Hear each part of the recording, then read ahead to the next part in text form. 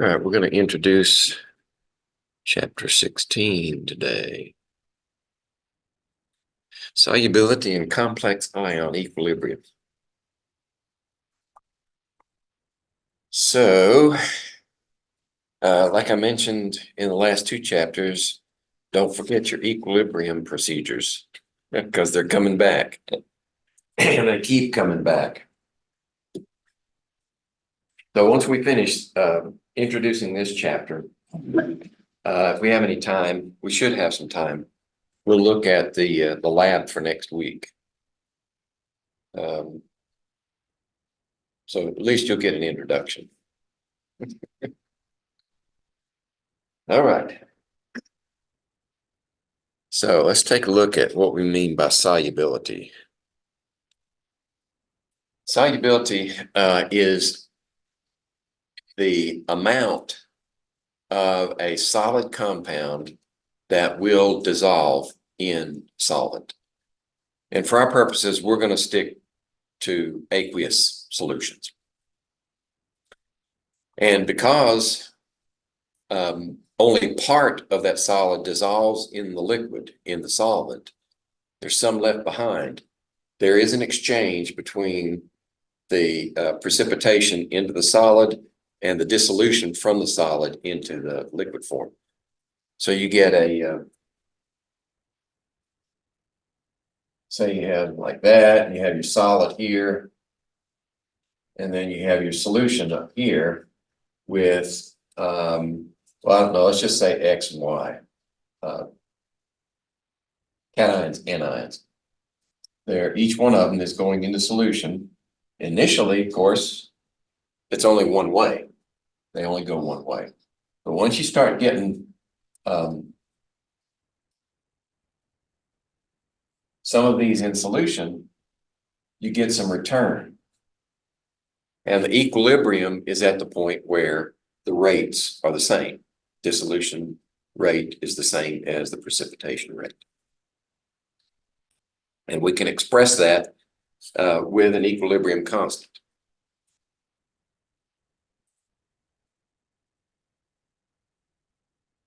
All right, our first example is bismuth sulfide.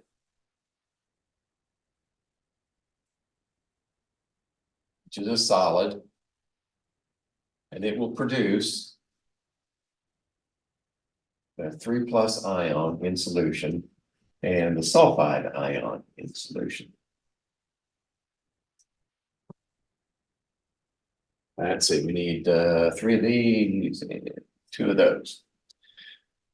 All right, when we express equilibrium, remember that we don't include solids and we don't include pure liquids. So the only parts of this equation that enter the calculation are the concentration of bismuth and sulfide. That's why we call it solubility product, because these things are always the product of the dissolved ions, right? Since we're talking about solubility, we'll always have a solid over here, and we'll always have dissolved ions over here, and they're the only ones that go in there. So it's just a product, X times Y. Except, remember, we also have to have coefficients there. And this is given a special subscript, SP, for solubility product. Anytime you see a KSP, you know that's what it's talking about. I think in first semester, we discussed soluble versus insoluble. And I mentioned that there's a gray area in between. This is the gray area. Those that we considered insoluble are actually slightly soluble. Now we're going to approach the slightly soluble ones.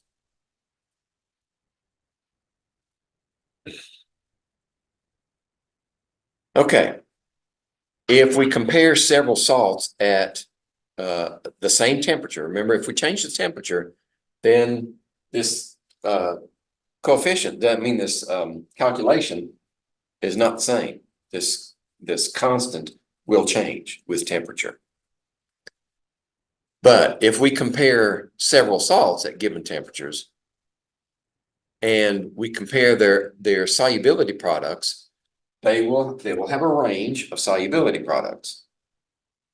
But the question is, does that necessarily mean that one with the higher solubility product is more soluble than any of the others?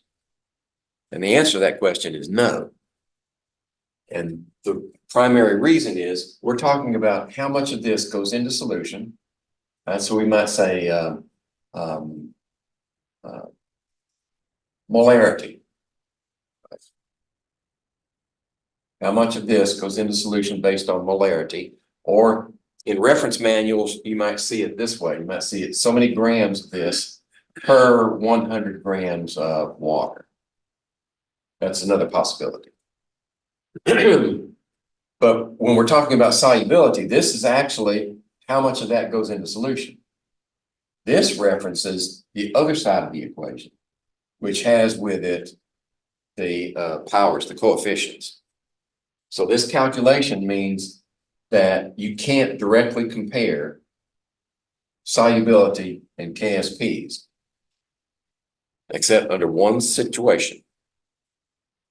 If all of your salts that you're comparing produce the same number of cations and the same number of anions, exactly the same, then their calculations will be the same, and you can directly compare the KSPs and say something about their solubilities, their relative solubilities. That's the only time you can do it. If you have salts that have different formulas and they produce different numbers of cations and anions, then the only way to compare their solubilities is actually calculate the solubilities. All right.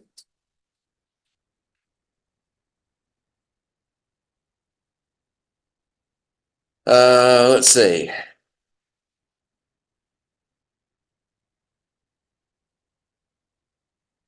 All right, I already said that. And an example at the bottom. We're going to use the small letter S to represent solubility. And if we write that example at the bottom, we write sodium chloride solubility, it only produces one sodium and one chloride, and its KSP. Well, we're getting ahead of ourselves here. In order to calculate solubility, we need to know how to approach it in terms of the ice table, right? So let's leave that for now, and we'll come back to it.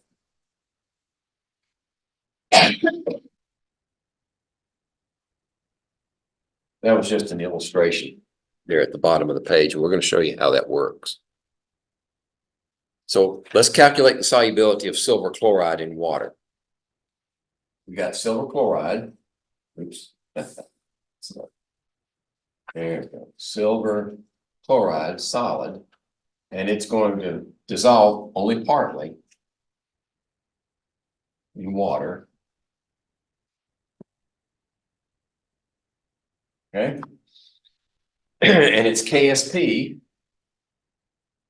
is 1.6 times 10 to the minus 10. All right. So the values that go in here would simply be the silver ion to the first power and the chloride ion to the first power. All right. So let's set up an ice table. Let's see. Did we do it down here? All right. We did that part. Okay, that's done. And as always, that box means a double barbed arrow.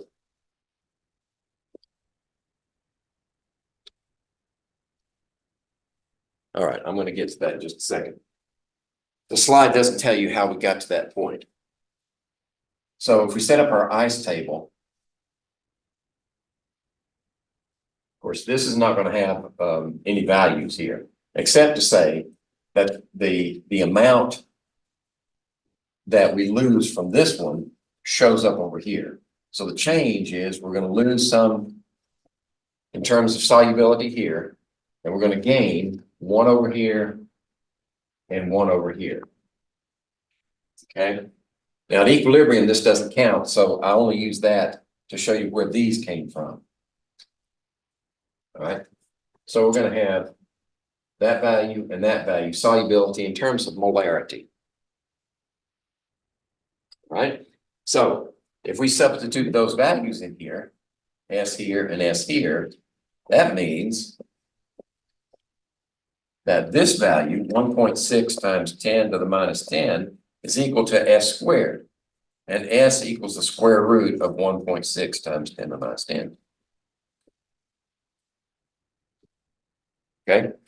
That's where this came from. 1.3 times 10 to the minus 5 molar is the solubility of silver chloride in water.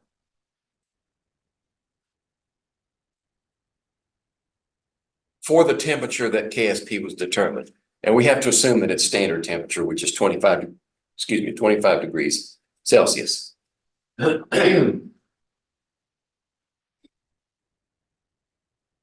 Okay. So how about the solubility product of silver phosphate?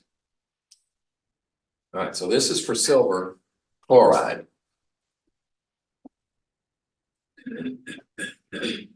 Now let's do silver phosphate.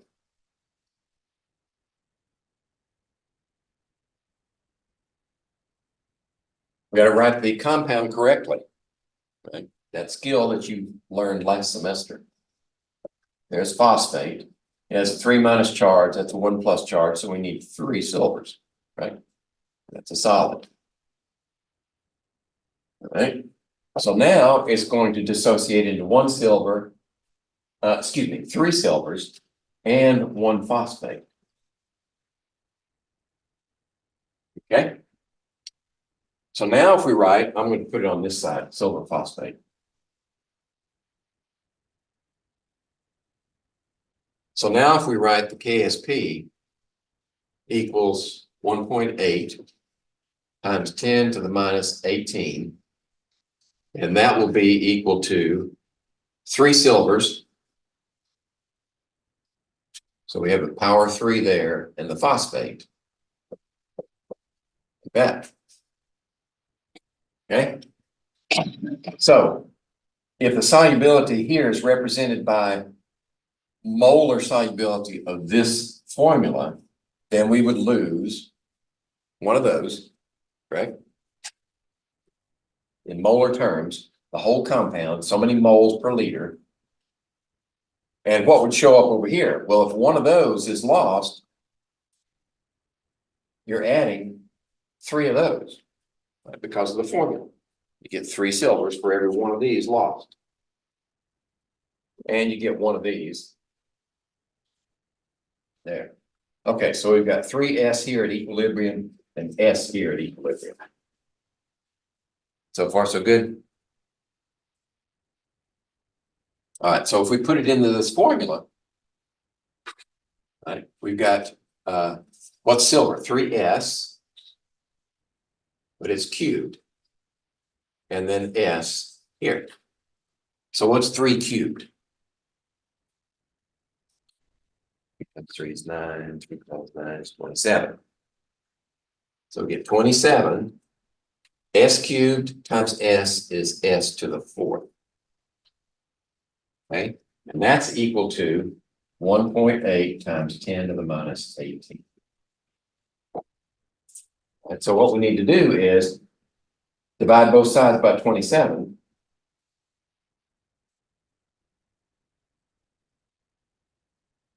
By 27, that's equal to S to the 4th. And then S would be the 4th root of 1.8 times 10 to the minus 18 divided by 7. That's our calculation.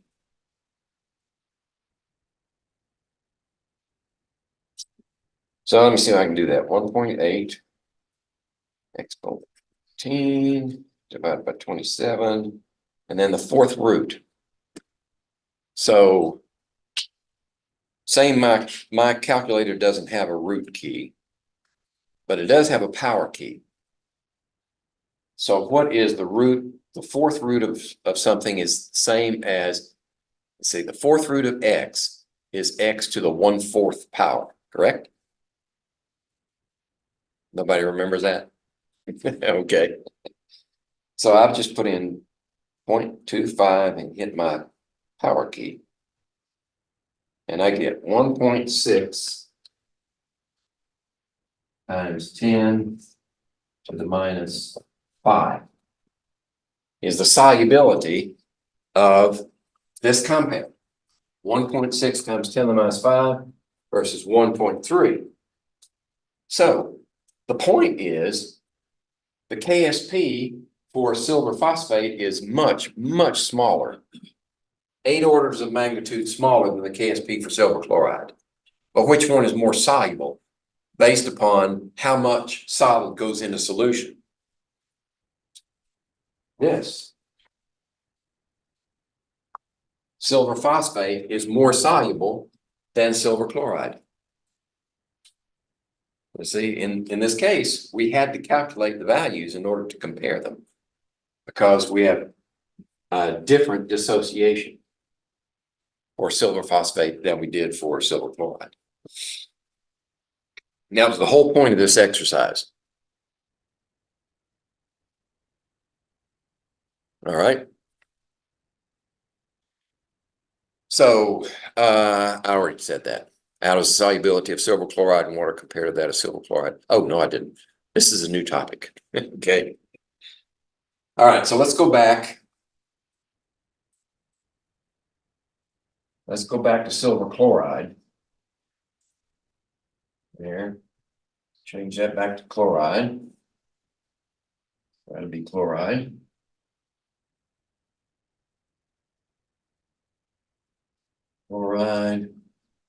Chloride ions. There we go. All right, I'm going to leave this here for now. All right, so when we're looking at that formula, we've calculated its solubility based upon the solvent being water. What if the solvent has some nitric acid in it? So what does nitric acid do? Nitric acid is a strong acid, correct? So it completely dissociates into hydrogen ions, or hydronium ions, actually, and then nitrate ions. Okay, there's none of this left. All right, so how does this react? Think Le Chatelier. How does this react with any of these? All right, so how about the hydrogen? Well, cations have to react with anions, right? Hydrogen ion plus chloride ion. Is there going to be a reaction there? Is it going to produce hydrogen chloride molecules? No, because HCl is a strong acid. It's completely dissociated. There's no interaction between this one and this one.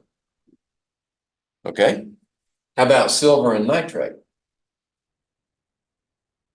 We know from our solubility chart that silver nitrate is completely soluble, 100%. Right? So there's no reaction here with this one and this one. So adding this compound to the solution has no effect on these ions, right? It's not changing, it's not removing either one of these from the, or adding this. It's not changing their concentration, so it has no effect on their solubility. It has no effect on the solubility. See the point?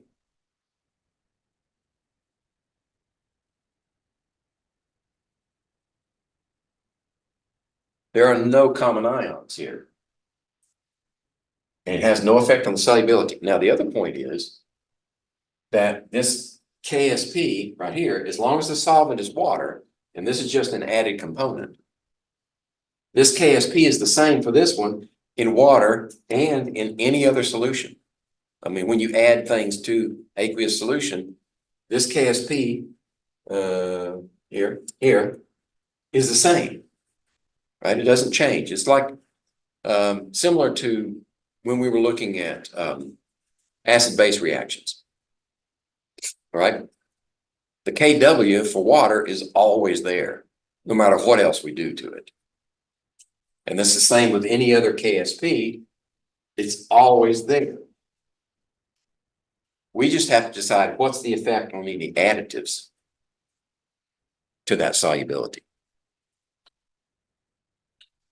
Now, the next one, we're going to add, how does the solubility of silver phosphate in water compare to silver phosphate in acidic solution? All right, so now we got to go back to the phosphate. There. There. And let's change this back to phosphate. Okay. And nitric acid again. Okay. Now what effect is this going to have? Well, again, nitrate and silver don't react. Right? They're completely soluble. Silver nitrate is completely soluble. So we're not having an impact on the silver concentration. But hydrogen and PO4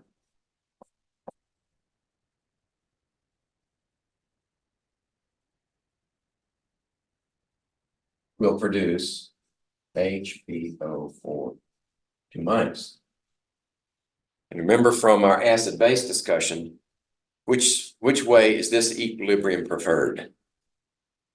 It is way over here.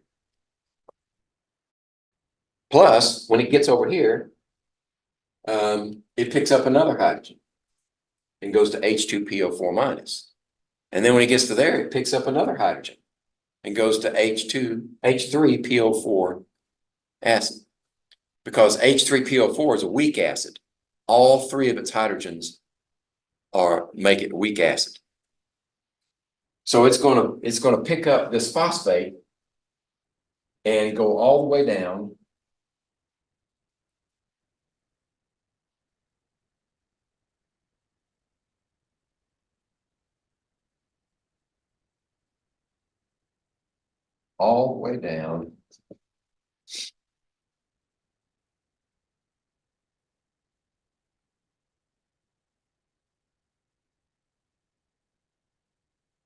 there. Which means what in terms of Le Chatelier? It's removing a lot of this PO4 from this side. So which way is it going to shift? Based on this equation, it's going to go that way. This should increase the solubility of silver phosphate by making the solution acidic with nitric acid. Right?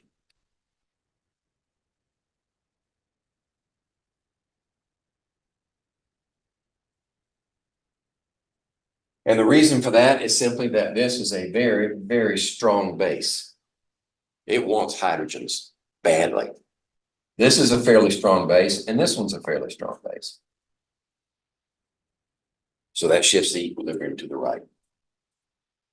Now, just out of curiosity, what would happen if instead of acidifying with nitric acid, we used hydrochloric acid?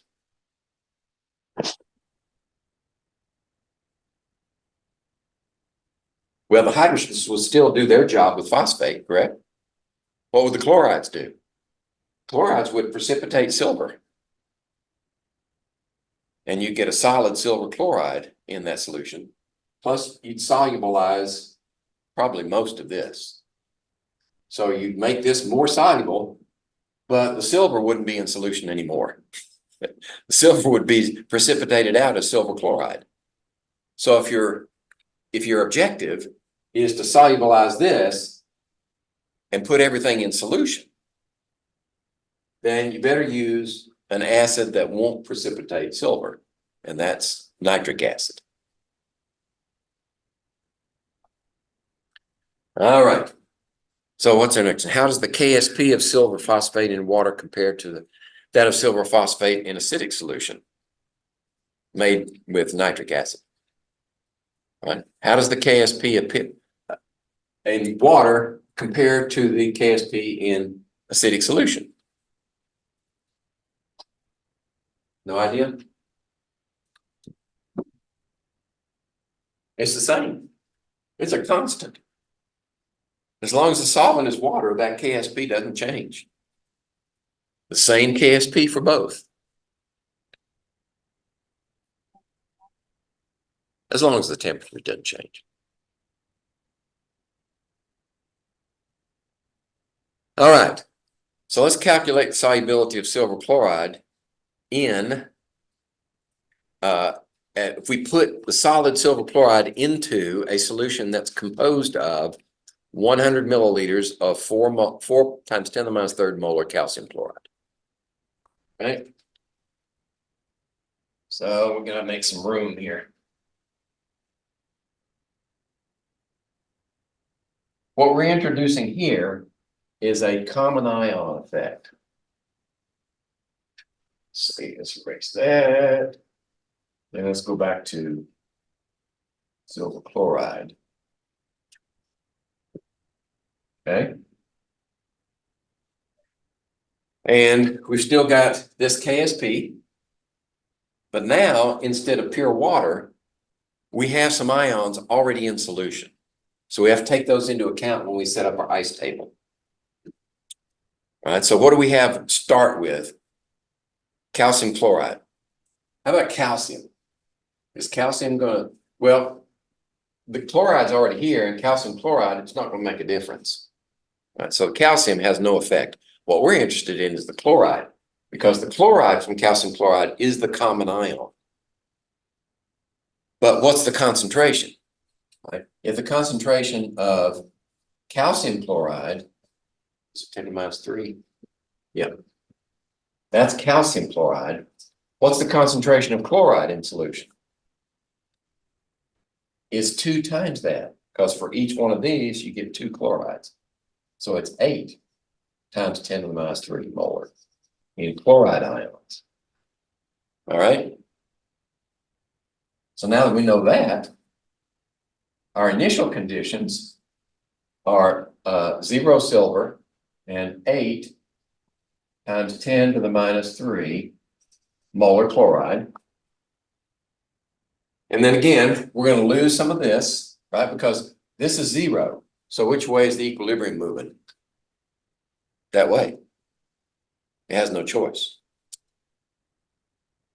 So it's going to produce some of that and some of that. Now we have our solubility terms, S here, and 8 times 10 to the minus 3 plus S there. Now we can write our expression. KSP is 1.6 times 10 to the minus 10 is equal to S and 8 times 10 to the minus 3 plus S.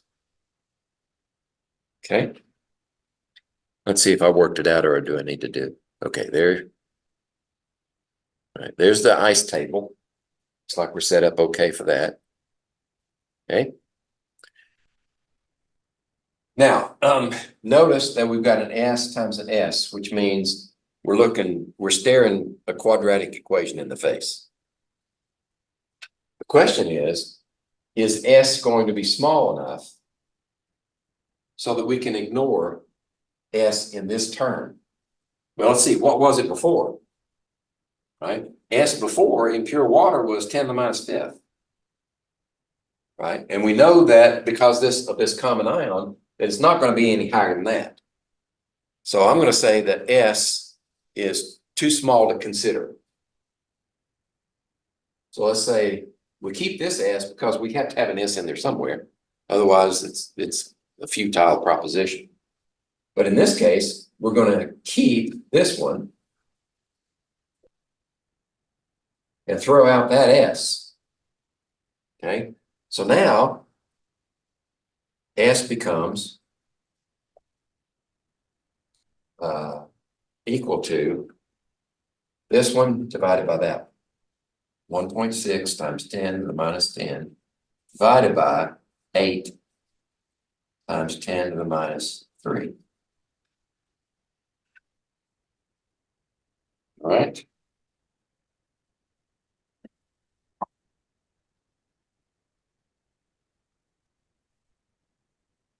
I get 2 significant figures times 10 to the minus 8 molar is the solubility of silver chloride if you've already got that much chloride ion in solution, right? It reduces the amount that can go this direction because there's some already there.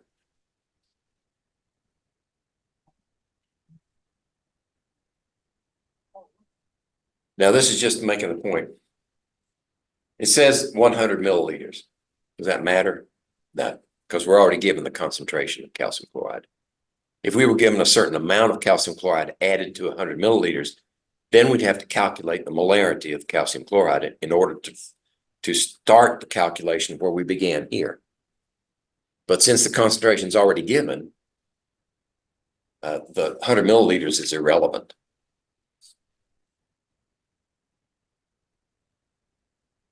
All right. What's the solubility in calcium nitrate? Any common ions if it's calcium nitrate? No. Calcium in the solution with chloride, it's completely soluble. Right. Nitrate with silver, it's completely soluble. Right. There's no common ion effect here. Right. So the solubility would be the same as in pure water. All right. You know, well, the one exception would be, what's the solubility of calcium chloride in solution?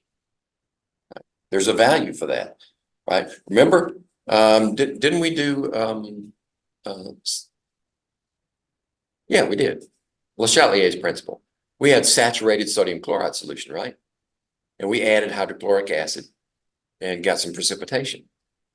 Right? So you can reach a saturation point with the calcium chloride or the silver nitrate, but we're not there yet. We're talking about very low concentrations. So that being said, the effect of 10 to the minus third calcium nitrate on the solubility of silver chloride is 0. No effect whatsoever. There's no common ion effect in there to influence the equilibrium of that equation. And so it's still 1.3 times 10 to the minus 5. All right. Now let's look at it the other direction. Suppose we have 2 ions that we know are going to react and produce a solid, right? Like silver and like chloride. And we know the concentrations of those 2 ions in solution, or the concentrations that we're targeting. What we want to know is there enough of the cations and the anions in solution to actually precipitate this solid, right? If the concentration is low enough, then it's not going to precipitate. So we're working at it backwards now. We started off solubilizing the solid. Now we want to see, can we form a solid from the ions in solution? And to do that, we have to calculate the Q. If we know the concentration of these ions, then we can calculate their Q and compare it to the K. Right? If the Q is greater than K, then precipitation will occur. Right? If the Q is greater than K, that means this calculation is greater than that value, it will precipitate. If the Q is less than the KSP, then it will not precipitate. Right? The extreme situation would be, right, we have so much silver ion in solution and there's no chloride at all. Right? That's pretty simple. It won't precipitate, right? Right? There's not enough. There's nothing in there, no chloride. If we put a little bit of chloride in there, there's still not enough. We have to put enough chloride in there. And if we calculate the Q, then we prove to ourselves that the Q is greater than the KSP and we get a precipitation. That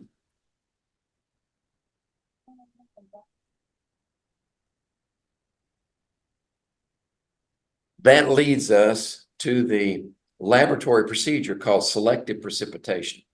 When you have a mixture of metal ions in solution, we can selectively precipitate the ions if we know what the KSP is, and we can regulate the amount of the anion that would precipitate the cations. Then we can precipitate only the ones we want out of solution. That's all we're saying. So in this example, we have barium and silver ions in solution. We know that's all there is there. If we add hydrogen chloride, it'll form a precipitate of silver, right? Silver chloride. And leave barium in solution because barium chloride is completely soluble. Right? That's the very simplest approach, where we have two ions and we have a solid of one of the ions that is insoluble. Right? So we just have to add chloride. Now, we add hydrogen chloride because why? Because hydrogen won't react with anything that's already in solution. It'll just make the solution acidic. If we added chloride in terms of sodium chloride, what would that do? Well, silver chloride would drop out of solution as the precipitate, but then we'd have a solution contaminated. Our barium would be contaminated with sodium. So that doesn't make any sense. That's why we used hydrochloric acid. Now it's become a little more complicated. We've got a more complex solution here of several cations in solution.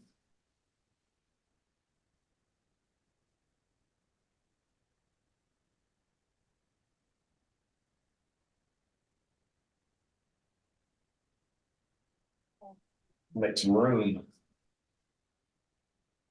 That side of the board is good. This side is kind of too porous. All right, so if we have a mixture of copper,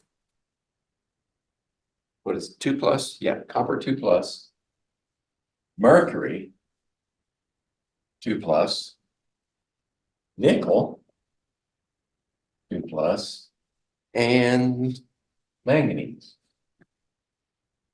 2+.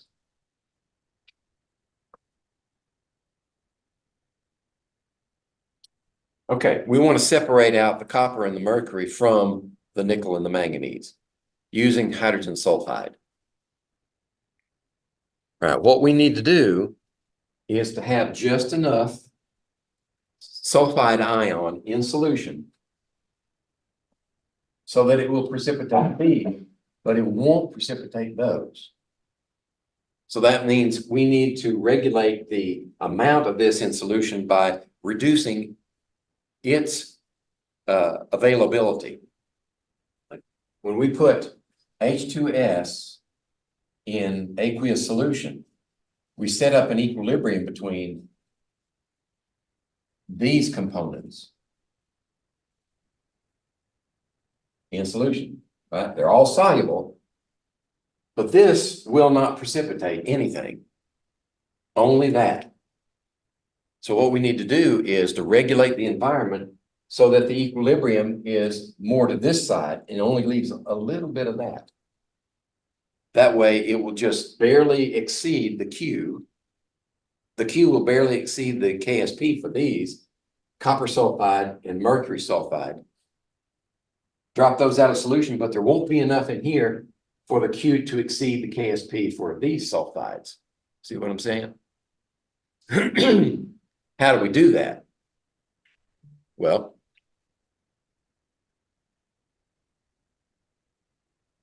at low pH, right? High hydrogen ion concentration, the equilibrium shifts this direction. So we acidify the solution, right? We add hydrogen ions, right? And that combines, that increases this one, drives the reaction this way. Le Chatelier leaves us with just a little bit of that. It doesn't take much. The acidity of the solution can be about pH 2. And that'll be enough to reduce the concentration of sulfide so that the Q for these two will not exceed their KSPs, and the Q for these two will exceed their KSPs. These will precipitate, those will not.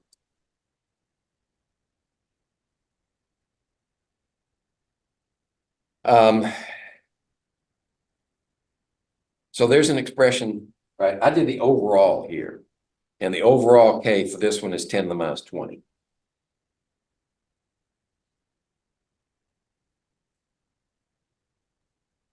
Now, once we've got these precipitated, by the way, when they precipitate, you don't want them to stay there, do you, when you do the next step, right? So how do you get them out?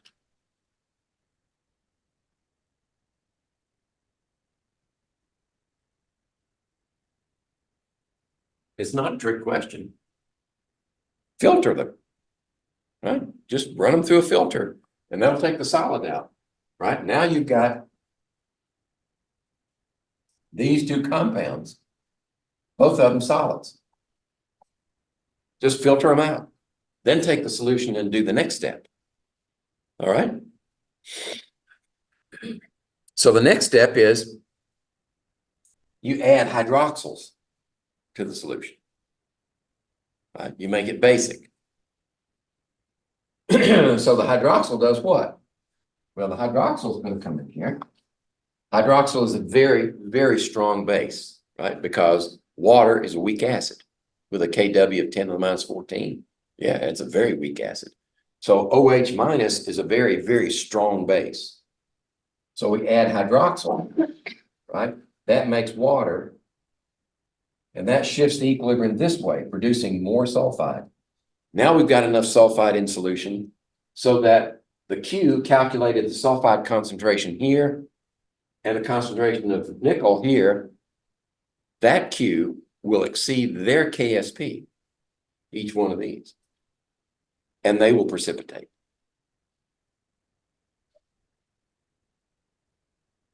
Okay, so there's the flow diagram showing you this particular procedure.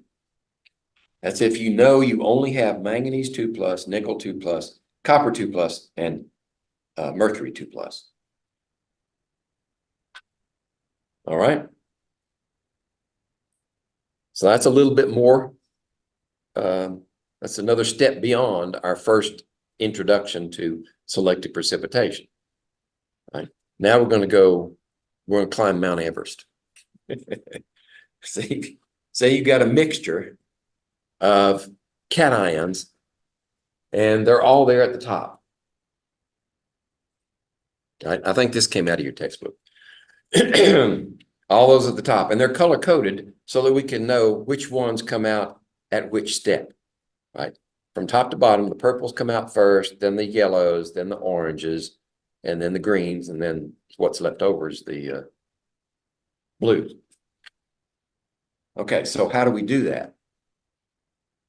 Well, if you know you have a complex mixture of these cations, and you don't actually know which ones there are, then you may just want to run this through so that you can get fewer cations in your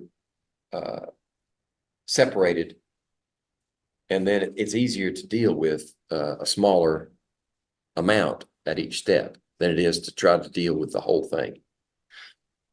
All right, so the first step we do is add hydrochloric acid. What will that do? Well, hydrochloric acid is going to take out any of the chloride insoluble compounds. Silver, mercury 1,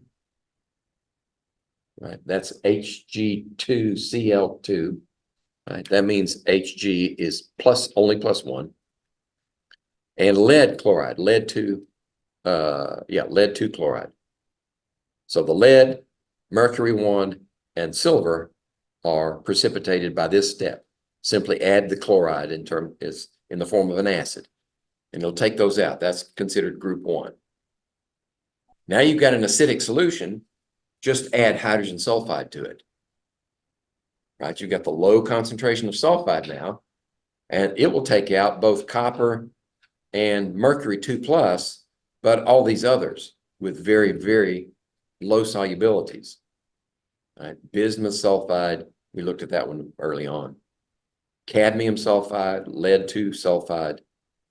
Right, we took out lead 1 first. Now we're going to take out lead 2 with the sulfide. Arsenic, antimony, tin. All those come out with very low concentrations of sulfide in acidic solution. Now just add a base. All right, that increases the concentration of sulfide, and now the higher K values compounds will come out of solution. Right? Actually, you're going to get both sulfides and hydroxides in this case because the complex mixture. So you're going to get aluminum hydroxide, iron hydroxide, chromium hydroxide. You're going to get zinc sulfide, nickel sulfide, copper sulfide, manganese, and iron sulfides with group 3, excuse me. Now, what do? Well, you've already got a basic solution, so add sodium carbonate to it. Sodium carbonate will give you, it's still basic, and it will also add carbonate ion to the solution and take out barium carbonate, calcium carbonate, and magnesium carbonate. And at each one of these steps, you have to filter the solution. You got to get those solid compounds out before you do the next step. And the type of filtration you do depends on how fine the precipitate is. Right? It would have to be a very fine pour, either paper filter, extremely fine pour, or they have some synthetics that will do a good job. But if you use those, you're probably going to have to use a vacuum filtration. You know about that? Okay. If you have a funnel like this, and you have the filter material in here, then you have a stopper here, and you have a flask. That. And it's got a sidearm. And this goes to vacuum. You pull a vacuum in here, that increases the differential pressure. The pressure now, the difference between this and that are much higher, and there's a higher force on the liquid pushing it through the filter. So that causes it to move through finer pores faster. Okay, so back to this situation. Now, what do we have left over? After the carbonates are out, what do we have left over? Well, we have the alkali metals, right, which are solid. Every alkali metal with any cation is soluble. So we have those in solution, and we also have ammonium ions in solution. So you've done a preliminary cleanup, a separation, right? And you have these various compounds, solid compounds. So this is only the first step. If you actually want to separate those metals from each other, then you've got to take each one of those groups and go through a separate procedure, maybe several procedures. If you're doing wet chemistry separation of cations, it takes lots of work.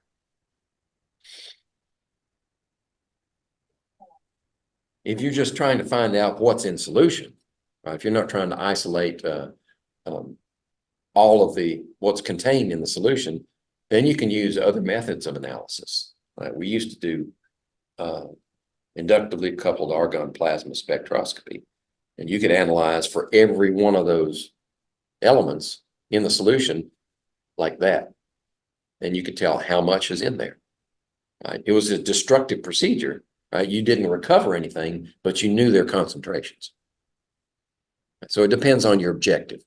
Right? Do you want to isolate from this compound? Like if you're if you're in the business of separating these cations from each other because you can sell them on the market, then of course you want wet chemical procedures that will give you those in bulk, and then they're worth money. But if your testing lab is telling you that you have a certain concentration of these elements in your samples, in your ore samples, and there's not enough to be economically feasible separation, then you know in advance, don't mess with that ore, right? Go find something else. Okay. Now that was a discussion of solubility. Now we're going to go talk about complex ions. What's a complex ion? Well, look at it. Look at the word complex ion. Ion means it has to be charged. Right? Ions are always charged. They can be positive charged, they can be negative charged.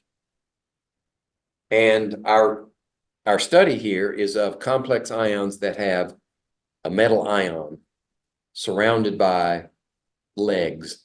Right? We call them ligands. So we're adding things to the solution that will surround the metal ion and keep it in solution. Right? Because if it's an ion in aqueous solution, then it's soluble, more likely to be soluble, right? Because water is polar. Okay. Now these ligands, because the metal is usually charged, right? Some charge. These ligands are Lewis bases. Remember, a Lewis acid accepts electrons. Lewis base contributes electrons. So we need ligands that are going to supply electrons. However many. That means they're Lewis bases. And when we put the metal in the same solution with these ligands, we can set up an equilibrium with the separate metal and the separate ligands on one side and the complex ion on the other side. Okay, so it has an equilibrium constant associated with it. Even though everything in the calculation on both sides, reactants and products, they're all soluble. Right? There are no precipitates in this scenario. Everything is soluble. What we want to do is say, all right, what's the solubility product? No, excuse me. I'm muddying the waters. It's not a solubility product. It is actually a solubility constant. And actually, we call it a stability constant or a formation constant. And that will have whatever the expression is, right? Products, reactants. Okay. This is going to be important because our lab next week uses this concept. All right, here's an example. We want to form the complex ion, and let's see. That's why I handed out nomenclature. Now, I'm not going to hold you to these. This is just information. Naming complex ions. When we name a complex ion, we usually start with the anion. So this would be, let's see, tetrafluoro, right?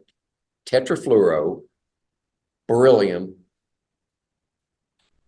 2.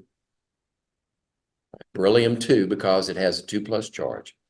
Tetrafluoro, beryllium 2 would be this complex ion. And this is analogous to the dissociation of an acid, a polyprotic acid, where you only have one proton leaving at a time, and each one of those equations where you lose a proton from an acid has with it a Ka value. Well, when you form the complex ion, the equilibrium can also be broken down into single additions of ligands. So the first addition of fluoride has its K1 at 10 to the fourth. And then we take that and add another fluoride, 10 to the third. Right? So it's heavily favored toward the right-hand side. And then we add another fluoride, 10 squared, and add another fluoride, 10 to the first power. So what does that tell us? Each one of those steps is favored heavily to the right. So in the end, we're going to take that beryllium and complex it with 4 fluorides, and it's all going to be favored toward the formation of the final product, the fluoride ion. And the K for all of those together is 10 to the 12th.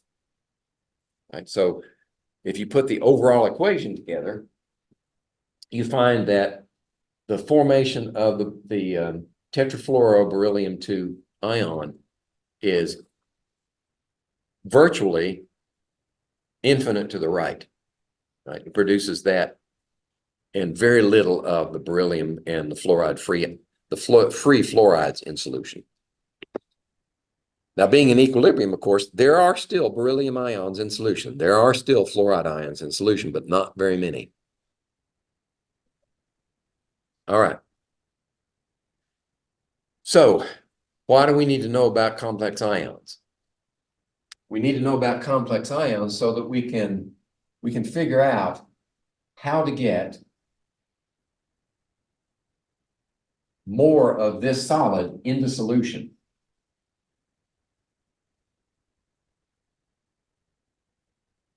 We want to solubilize as much of this as possible, right? And we looked at one way to do that.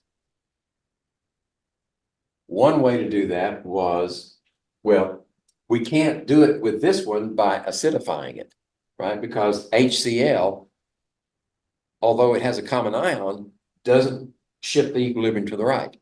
It does for phosphate, because hydrogens and phosphate react and drive the reaction to the right. That only works, we can only solubilize a solid compound if the anion is a strong base. If the anion is a strong base, like phosphate, then we can acidify it and get it in solution. But in this case, we don't have that. This is a very weak base, right? So that technique doesn't work. So we've got to approach this problem where with a weak base, we approach the problem not from the anion, but from the cation. We're going to bring this part of the equilibrium, more of this into solution by complexing it with something else, form a complex ion. And the one we're going to use in our procedure next week in the lab, we're going to complex it with ammonia. Okay.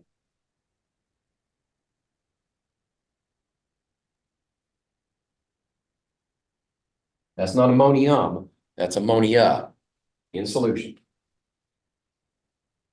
And that will produce this complex ion.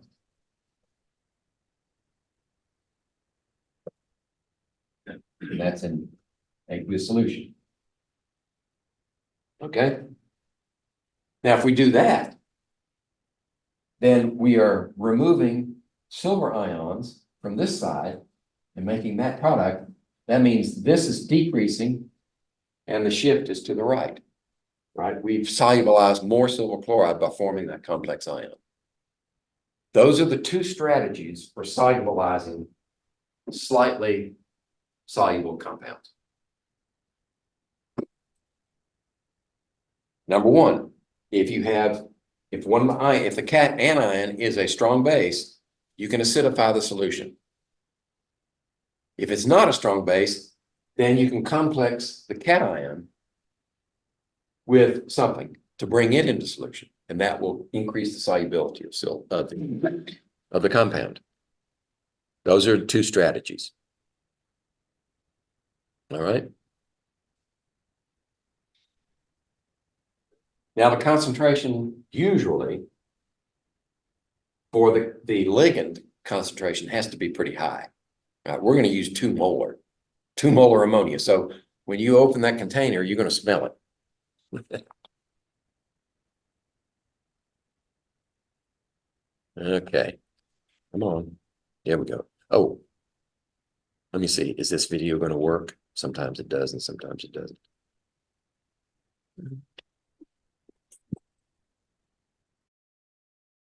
First, let's calculate the molar solubility of silver chloride in pure water, and then we're going to compare the solubility that we get in part A to the solubility that we're going to get in part B. And in part B, it's no longer pure water. We're going to have some ammonia present. So we take some solid silver chloride, so that's this over here, and we put it in some pure water, and some of the silver chloride is going to dissolve, but most of it's going to stay in the solid form. So silver chloride is only a slightly soluble compound. So there's my little pile of undissolved silver chloride. But some of it does dissolve, and so we get a saturated solution of silver chloride. So there are silver +1 cations in solution, and there are also chloride anions in solution, and we have our solubility equilibrium. To find the molar solubility of silver chloride, let's go ahead and write down our ICE table. So our initial concentrations, our change, and finally our equilibrium concentrations. Before we put the silver chloride in, we didn't have any ions in solution. So the initial concentrations of our product are 0, right? We have 0 for the concentration of our ions. Some of the silver chloride that we put in dissolved. So we lost a certain concentration of our silver chloride, and we're going to call that X. So we're losing a certain concentration of our silver chloride. If we look at our mole ratios, for every 1 mole of silver chloride that dissolves, we get 1 mole of silver +1 cations in solution. So if we're losing X over here, we're gaining X. We're gaining X for the concentration of silver cations in solution. And since our mole ratios are still 1:1, if we dissolve 1 mole of silver chloride, we gain 1 mole of chloride anions. So over here we get a +X. So at equilibrium, our concentration of silver cations is X, and our concentration of chloride anions is X. So we write our equilibrium expression, and since this is a solubility equilibrium, we're going to write KSP, our solubility product constant, is equal to concentration of our product, so that's concentration of Ag plus raised to the power of the coefficient, so raised to the first power, times the concentration of chloride anions, Cl minus, raised to the power of the coefficient to the first power. So we can plug in our solubility product constant at 25 degrees. It's 1.8 times 10 to the -10. So we put in here 1.8 times 10 to the -10. And this is equal to, this would be X times X. So this is equal to X squared. So we can get out the calculator and solve for X. So we have the square root of 1.8 times 10 to the -10. So we take the square root of that, and X is equal to 1.3 times 10 to the -5 if we round that. So X is equal to 1.3 times 10 to the -5 molar. So that's the concentration of, let's say, our silver +1 cations in solution. That's also the molar solubility of silver chloride, right? That's how much we can dissolve. So it's a very small molar solubility. So silver chloride is only a slightly soluble compound. Let's see what happens when we have ammonia present instead of pure water. So we have a 3 molar, right? We have some ammonia present now. What happens when ammonia is around silver cations? Right? We get this reaction. So silver cations plus 2 molecules of ammonia give us what's called a complex ion over here. And let's show what's happening. So if we have a silver +1 cation, right, we have 2 molecules of ammonia. So let me go ahead and draw in my 2 molecules of ammonia. And this is certainly not drawn to scale. So I'll draw one in on that side. I'll draw another one in on this side. Remember your definitions for Lewis acid, Lewis base, right? A Lewis base is an electron pair donor. And that's what's going to happen here. The nitrogen has a lone pair of electrons, and each ammonia molecule is going to donate a pair of electrons to our silver +1 cation. Right, so ammonia is donating as an electron pair donor, so this must be our Lewis base. And the silver +1 cation is accepting a pair of electrons, so this must be our Lewis acid. So the formation of a complex ion is a Lewis acid-base reaction. And notice the equilibrium constant for this, 1.6 times 10 to the 7th. Kf is called the formation constant. This is a very high value for the equilibrium constant, right? So the equilibrium lies to the right, and this is a stable complex ion. So any silver ions that are in solution, if you have ammonia present, ammonia is going to pick up that silver ion and essentially remove the silver ions from solution.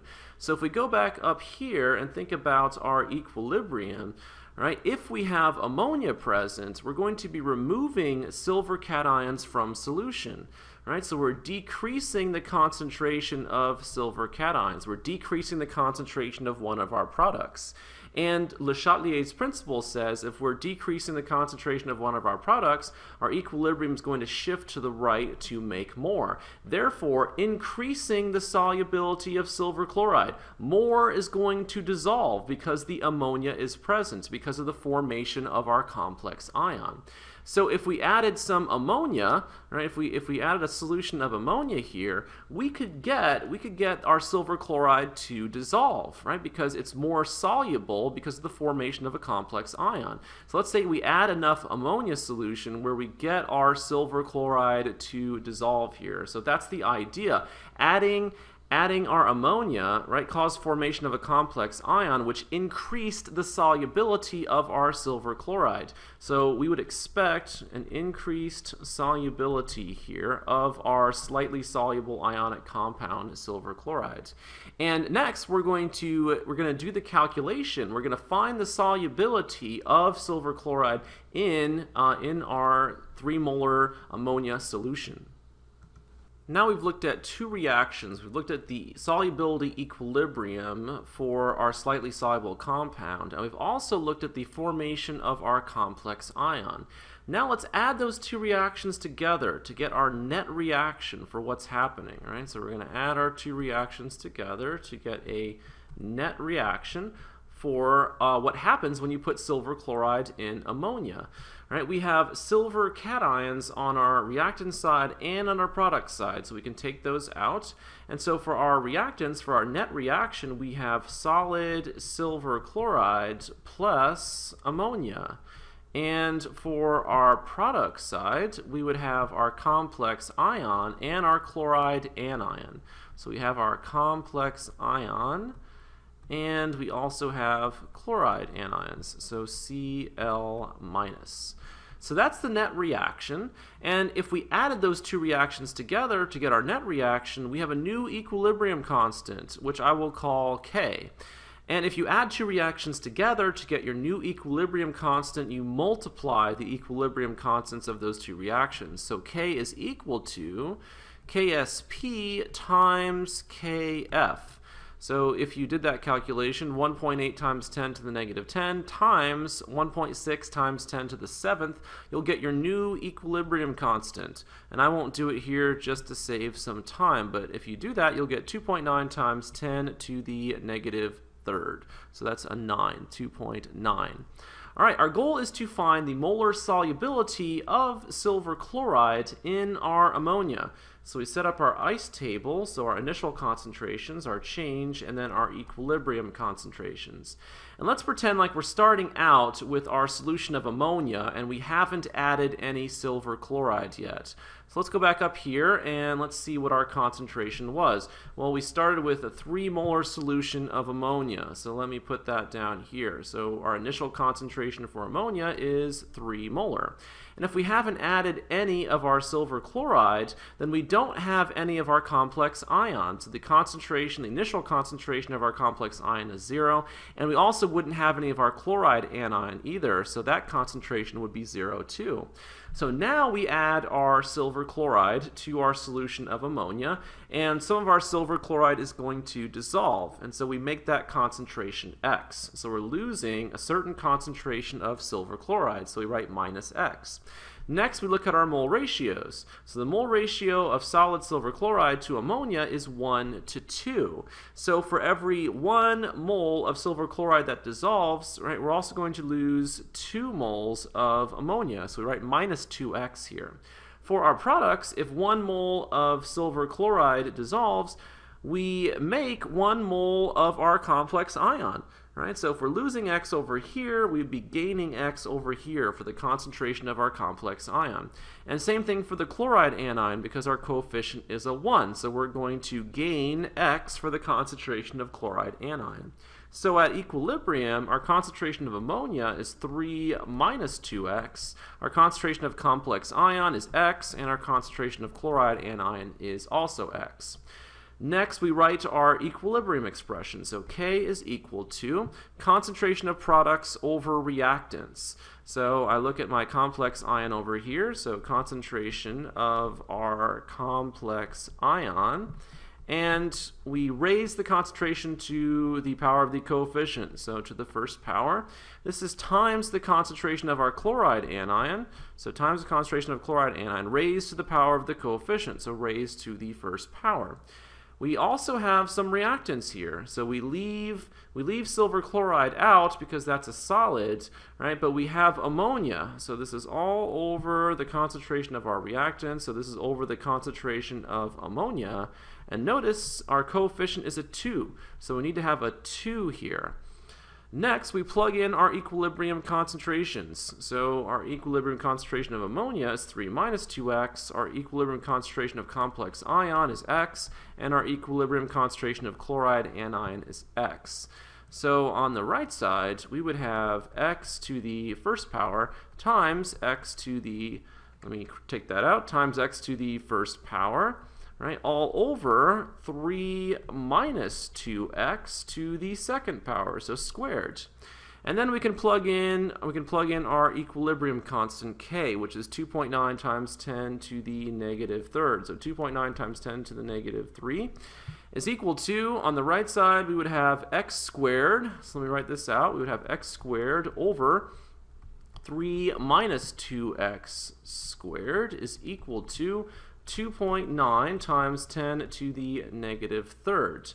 And so what we could do here, these are both x squared, right? These are both x squared, so we could just say that this is all squared on the right side, and then we could take the square root of both sides, right? So take the square root of 2.9 times 10 to the negative third, and take the square root of what's on the right. So the square root of what's on the right would be x over 3 minus 2x.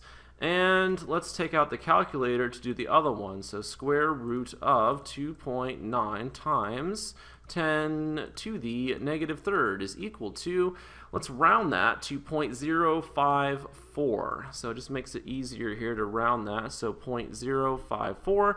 Our goal is to solve for x. Our goal is to solve for the molar solubility. So we can multiply both sides by 3 minus 2x. So when we do that, right, we would have this. So we need to multiply 0.054 by 3, and if you round that, you're going to get about 0.16, and 0.054 times 2 is approximately 0.11. So we have 0.16 minus 0.11x is equal to x. So we have 0.16 is equal to, we put both x's on one side. This is 1x, and this is 0.11x. So 1x plus 0.11x is 1.11x. And so now we need to solve for x. Right? So we've done our math here. So we have 0.16. We need to divide that by 1.11, and that is equal to 0.14.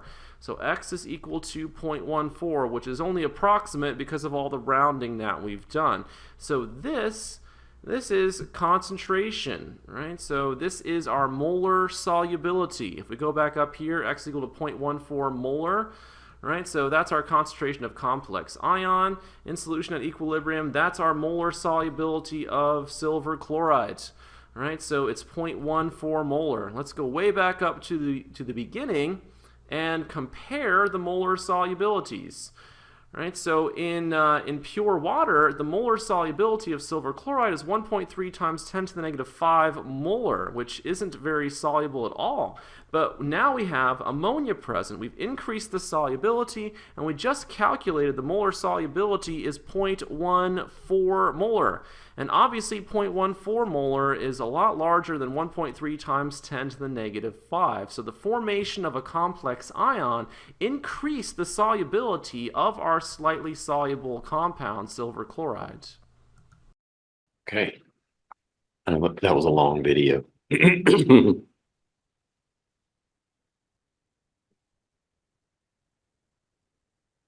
But you saw that the solubility with 3 molar ammonia, you increase the solubility of silver chloride by 4 orders of magnitude. That's quite a bit. We won't increase ours quite as much because we're only going to use 2 molar. All right, when I insert this video into the final product, when I post it, it'll be the audio will be a lot better. If you want to go back and look at it again. Okay, so the relevant species in the dissolution of silver chloride in excess ammonia are derived from the combination of the reactions. All right, so this is Sal Khan showed you this part of the reaction where you combine the equations. And we can use the composite of the 3 equations, and this is what we get. There's 2.75 times 10 to the minus 3. I think he used 2.8. And that would be the equilibrium expression for, let's see. No, this is the formation constant. The equilibrium expression for the combined equations is that one.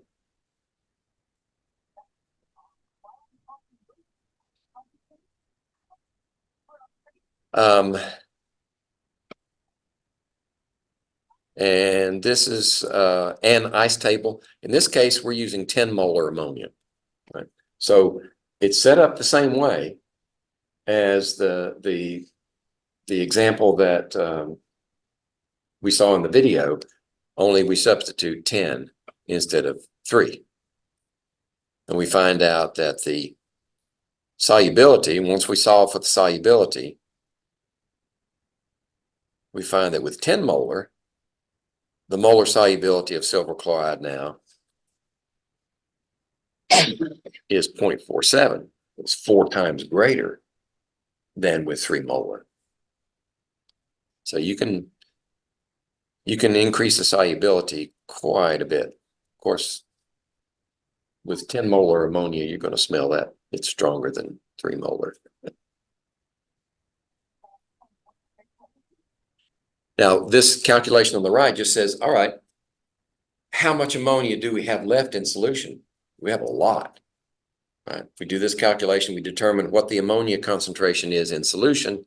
Then we find out that there's 9/10 of it still left. We only used 1/10 of it in the process. So you've still got 9 molar ammonia in solution. And that's it for the lecture. We got a lot of time, so we can talk about the lab. So let me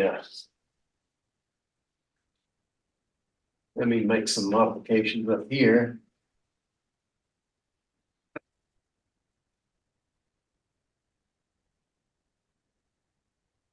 Go forward. And number, where is this?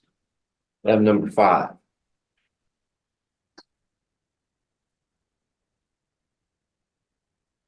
Formation. What we're doing with this lab is trying to determine the formation constant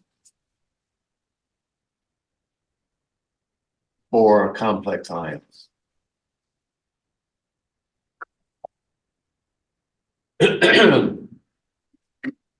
Tell me.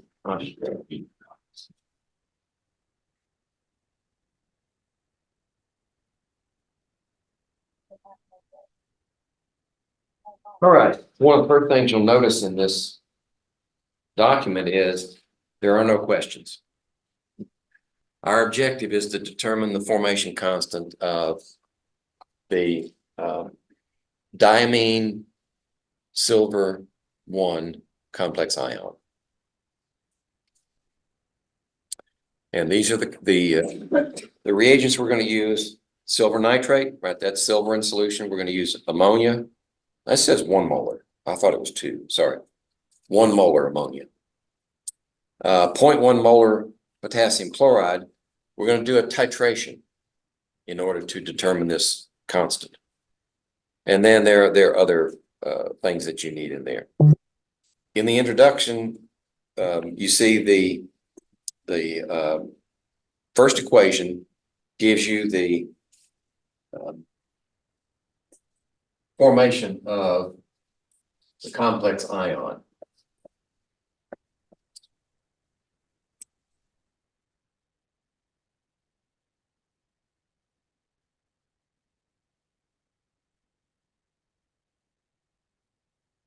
Okay. And then the KF for that.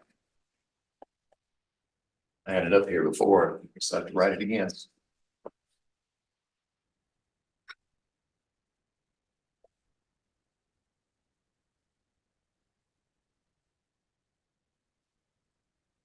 Okay.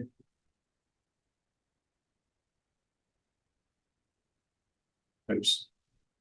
It's 2 in the wrong place. There we go. All right, so this is what we're after, that value right there. The titration that we're going to use involves this equation where we have silver chloride that we want in solution. And here are the products. The titration is we're going to have a known amount of silver nitrate or silver compound in solution. And we're going to titrate it with, actually we have an unknown amount of silver ions in solution. And we're going to titrate it with chloride ions of a known concentration to find out what that value is. But we're going to simplify things. If we had the KSP for this reaction would be silver and chloride, like that. Okay. So if we solve this one for silver ions, then we can take that resultant and plug it in right here. So we're going to combine these two here because these reactions are both going on at the same time in the vessel. Both of these reactions. So that means we combine these to find out what the overall is. And Saul Khan put these together for us already. This one goes out and we're left with silver chloride plus ammonia in equilibrium with the complex ion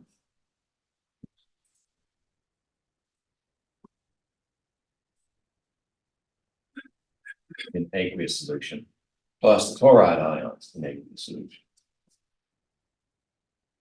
All right, so if we solve this one for silver, that gives us the KSP or silver chloride, and we know that value. That's given. Divided by chloride ions. So we're going to substitute this right here. And that gives us,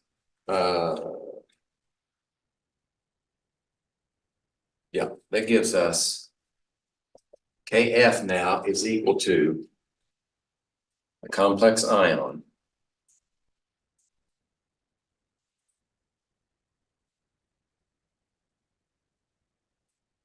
divided by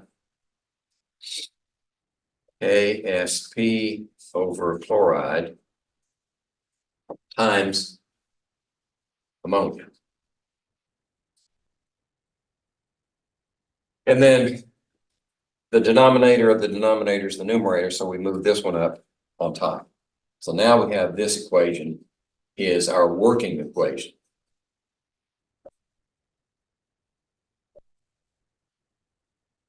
Times chloride over KSP and ammonia. Where? All right. So what we need is values for each one of these. This is a constant, that's no problem.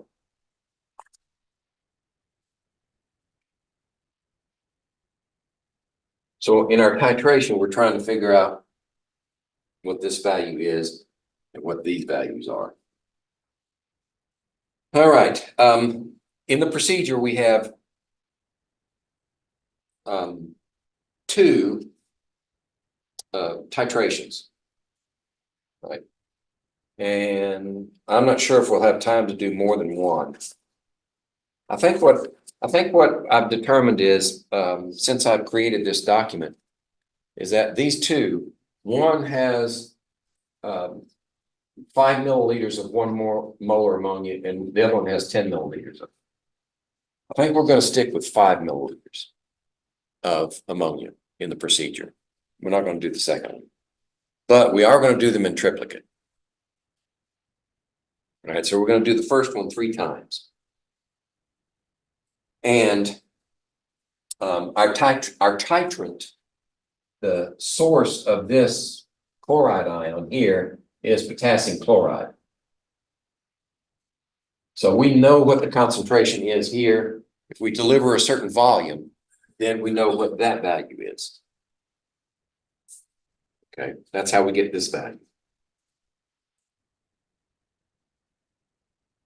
And then we calculate, because we know the concentration of silver nitrate, we know the concentration of silver nitrate, we know what this one is, and we know what the ammonia is 1 molar. So we got that one. Then we need to find out what this one is right here. Okay, and that's what this third page is all about. If we keep, let's see.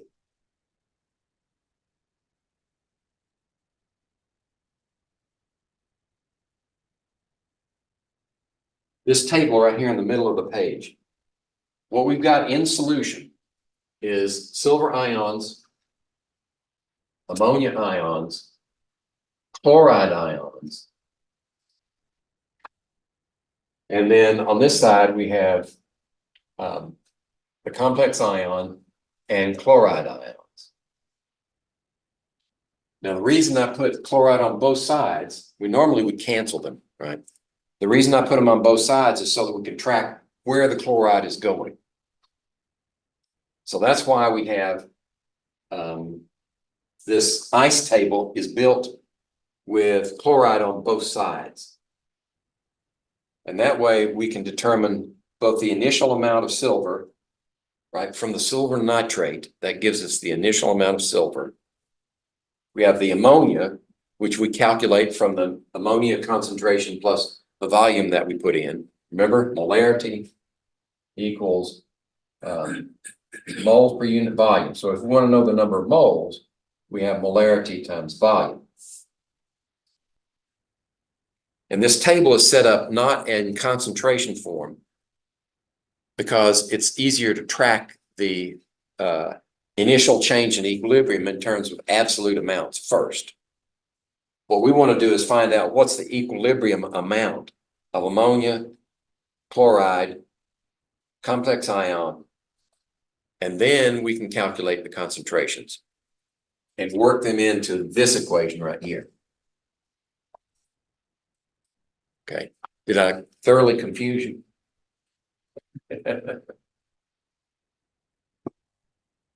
That's why That's why I gave you real numbers in this example so that you could see how it works. And then we calculate the concentrations. We need to know the final volume, right? What's the final volume of the titration? We're starting off with 100 milliliters, but you're adding potassium chloride solution to it. So that adds a volume, right? So you have to calculate what's the final volume and then divide that into the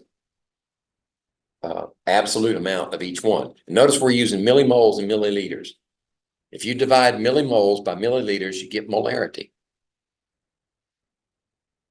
And once we have those molarity values, you can plug them into the equation and calculate your KSP or KF. And then compare that KF with, on the second page, you've got KF at the top, 1.6 times 10 to the 7th is your accepted value. Okay. Now the last page is just, it's extra. What I'm doing on the last page is proving that most of the ammonia in that mixture is NH3 and not NH4OH. When you put ammonia in solution, you're going to get some NH4OH, which makes it basic. But NH3 is a very, very weak base. So this calculation just proves that for all intents and purposes, when we say there's 1 molar ammonia in that solution, we're 99.6% correct. Okay. The only way to improve is to use this calculation. Instead of putting 1 molar in there, put 0.996. No, we may do that. We could do it both ways and see if it improves. Gets us closer to the accepted value. Okay. Any questions? So just when you set up your notebook, set it up for three titrations of the 5 milliliters of 1 molar ammonia. And don't set up any for the 10 milliliters. I've tried the 10 milliliters before and it doesn't work as well. So we're just going to stick with the 5 milliliters. Okay. All right. So I guess we won't have like a pre-lab section or anything. No pre-lab questions, no post-lab questions. Our target is KF. That's it. Will you still need like the summary and conclusion? Oh yeah. Yeah, you need the summary and conclusions. Yeah. And this is our last lab. I know, don't get teary-eyed. Okay. It's 10:30. Well, isn't that when the lecture usually ends at 10:25? There are lots of problems to work in there, give you practice. All right, so next time we meet, we'll do a review using the review document, and then we'll go in the lab. Now one thing I didn't mention was, how do you know when you've reached the equivalence point for the titration? You're looking for the formation of silver chloride. Right? It's a very faint white precipitate. If you're using ambient light, it's very difficult to see. So we're going to use the Tyndall effect. We're going to dim the lights and shine a bright light through the reaction vessel. And you can see the beam through there when the silver chloride forms. That gets you really, really close to the equivalence point. Okay. All right, that's it. We are done for today.